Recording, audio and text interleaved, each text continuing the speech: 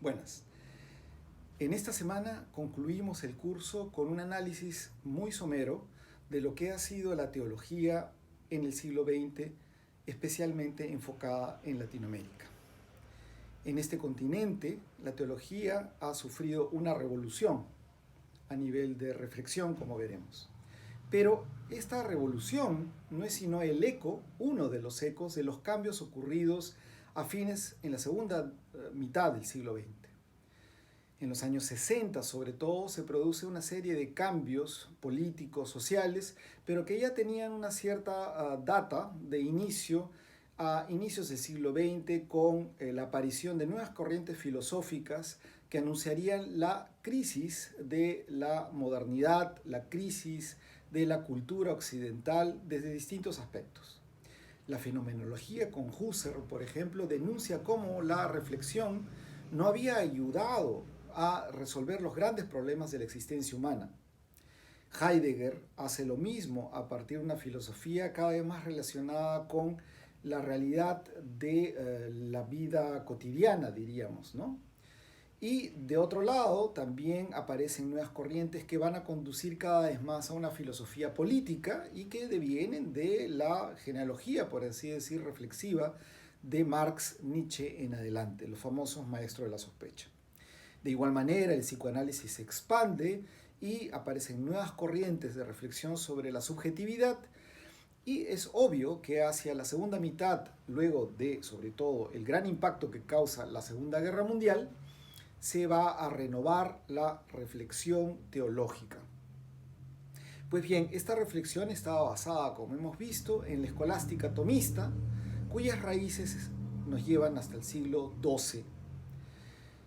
En este origen de la teología escolástica, la vinculación de la filosofía tradicional griega, es decir, basada en la lógica aristotélica y el análisis de las escrituras, había dado pie a una muy exitosa forma de interpretar la fe a la luz de la razón.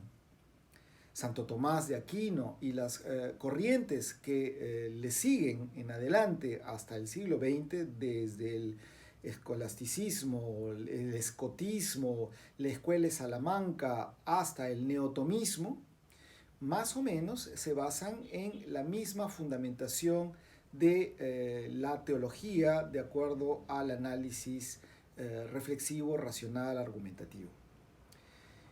Todo eso no ha desaparecido, sino que se ha ido reformulando, sobre todo a partir del viraje o el paradigma, el cambio de paradigma que surge a la mitad del siglo XX, como hemos mencionado, y que a nivel reflexivo se denomina como el giro hermenéutico, además del giro lingüístico. La interpretación y la incorporación de la vida misma, de lo que Husserl llama el mundo de la vida, va a estar relacionada con este modo en que se va a reenfocar la teología. Es así como se da lugar a una interpretación de las escrituras basada en la experiencia histórica de la vida de Jesús, que en el siglo XX se va a conocer más gracias a los análisis e interpretaciones de la historia, la arqueología, la exégesis. Un Jesús más histórico es así que influye en el modo en que se va a hacer la teología. La narratividad, es decir, la vuelta a los relatos evangélicos y a un análisis más acucioso sobre la historia y los contextos, van a influir en esta recuperación de un Jesús más cercano, de un Jesús más humano. Y es esto lo que va a dar lugar, repito, a la llamada cristología ascendente, ¿no? El imperio de una cristología descendente de casi 1000 años va a dar lugar a una nueva teología que está más encarnada en la realidad. Eso ustedes lo han visto en el texto de Johann Baptist Metz, en el que él hace un análisis muy agudo de las dificultades de la iglesia y las incoherencias a través de su historia para poder encarnar el mensaje de Cristo. Como hemos visto, se trata de hacer presente la memoria de Jesús. Y la memoria de Jesús es una memoria que nos desmonta una serie de presupuestos. La memoria de Jesús, que es una memoria encarnada de la muerte, y la injusticia de esa muerte de un hombre inocente nos debería desenmascarar las violencias que nosotros mismos cometemos, las injusticias y las marginaciones que nosotros mismos realizamos como parte de sistemas en donde el proceso humano se hace en función de unos que obtienen todo y otros que son marginados. En esa moda de excluir, en esa modalidad de hacer que solamente unos tengan el acceso a los bienes y otros vivan de las migajas de lo que cae de la mesa de los señores, como dice el Evangelio, en ese sistema seguimos viviendo y la Iglesia de algún modo ha colaborado en el pasado a reforzar este sistema, ¿no? En donde se excluyen las mujeres, se excluye la diversidad sexual, se excluye la diversidad cultural, ¿no? Y allí vino un momento de quiebre en la Iglesia con el Concilio Vaticano II, como hemos visto la semana pasada. El Concilio Vaticano II vuelve a las fuentes del Evangelio, vuelve a ese Cristo histórico y traza el destino a una iglesia cada vez más universal, en donde las demás culturas pueden ser incorporadas con sus diferencias. Nos da una hoja de ruta para trabajar y que no siempre ha sido bien seguida. Es más, en algunos movimientos de la Iglesia, el Concilio Vaticano II se considera una suerte de herejía. Pero esto responde en realidad a una iglesia que estaba anquilosada en una cristología descendente, en una teología descendente, en donde Dios está muy separado de la humanidad, la especulación sobre Dios es tan elevada que nos olvidamos del Cristo del Evangelio cercano a los más necesitados.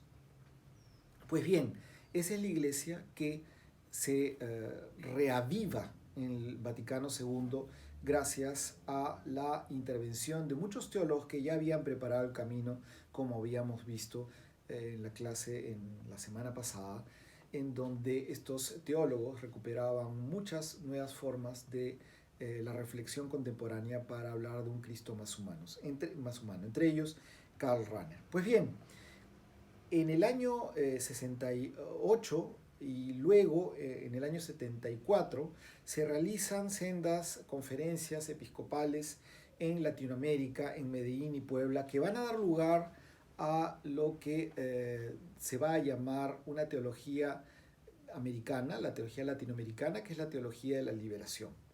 Bajo ese título, la teología de la liberación, Gustavo Gutiérrez va a escribir un libro que va a ser muy famoso y va a tener una gran repercusión. El libro, comparativamente con otros textos más complejos de la teología europea, es un libro relativamente sencillo y contundente. Nos dice en pocas palabras que para poder hacer teología hay que tener una vida de fe activa. Esa vida de fe no puede no comprobarse en la praxis. Y este concepto es fundamental. La praxis es, en otras palabras, la acción. La acción que tiene una característica política, porque cuando hablamos de acción a través del concepto de praxis, estamos hablando de qué estamos haciendo por la sociedad en la que nos encontramos. En ese sentido, tiene una connotación política, pero ya lo hemos visto también, esto no es una creación de la teología latinoamericana, esto viene de la reflexión también europea de lo que se llama la teología política, como la que hemos visto de Metz. Pues bien, la teología para Gustavo Gutiérrez parte de una comunidad de fe, ya que la misma experiencia de fe está inherentemente ligada a lo que llamamos praxis. Es decir, no podemos no vivir una fe sin que haya una acción concreta. Es decir, no podemos vivir la experiencia de fe sin ser misericordiosos, sin ser compasivos, sin hacer algo por aquel que nos necesita en nuestra sociedad. En consecuencia, la praxis es propia del movimiento de la fe. La fe no es solamente orar, ni reflexionar, ni meditar. La fe implica una acción por mi comunidad humana. Y ese es el primer movimiento de la fe. El segundo paso, diríamos así, es la reflexión sobre aquello que he vivido. Y esa reflexión es comunitaria. Es por eso que en los años 70 se difundieron mucho las comunidades de base, así se llamaban, comunidades eclesiales, grupos de personas en algunos barrios, sobre todo populares, que se reunían en torno a una parroquia para reflexionar sobre lo que estaban haciendo por su comunidad. El modelo eran las viejas comunidades de los orígenes del mundo cristiano. Y es así como se va esbozando una praxis comunitaria. Aquel que acoge una vida de fe, acoge una acción de fe, llevada por esa fe. Y esa acción de fe nos lleva a un compromiso con los demás, un compromiso con el prójimo, con los demás. No es solamente una recitación del credo, ¿no? Que enhorabuena, es lo primero que tendríamos que tener como base, pero lo que le sigue de inmediato, ese credo no va a tener coherencia si es que no hay una manifestación en la vida de fe que tengo ante los demás. Entonces, somos contemplativos, pero lo debemos ser en la acción. Esa es una idea que también está presente en la reflexión ignaciana de los jesuitas. De algún modo puede haber influido también en la teología de la liberación. Entonces, lo primero es el servicio, lo primero es la misericordia, lo primero es la atención al otro, que es lo que vemos en el Jesús histórico. Lo segundo es la teología. Lo segundo es la reflexión teológica que, como repito, se hace en una comunidad de fe. Nunca yo aislado, sino que lo hago compartiendo lo que he vivido con los demás. Entonces, para la teología de la liberación, y esta es la idea fundamental, la reflexión es un acto segundo. Por lo tanto, la teología cumple una función liberadora, ¿no? Liberadora y profética. ¿Qué significa profético? Profético no es tener visiones sobre lo que va a pasar en el futuro. Profético no es Nostradamus, no es un leedor o un lector de cartas de tarot o de qué sé yo, que ve una bola de cristal, ¿no? El profeta es alguien que anuncia un nuevo mundo a partir de una denuncia de lo injusto que es ese mundo. Entonces, ojo, la teología de liberación busca entonces ser profética y en ese sentido es una nueva manera de hacer teología. No es la mera especulación, no es tratar de encajar la razón, hacer razonable como lo hace la teología fundamental, sino que es una teología que busca ser liberadora y profética. Pues bien, en estos modelos de Medellín y Puebla, ¿no?, se va estableciendo una nueva forma de hacer iglesia en Latinoamérica.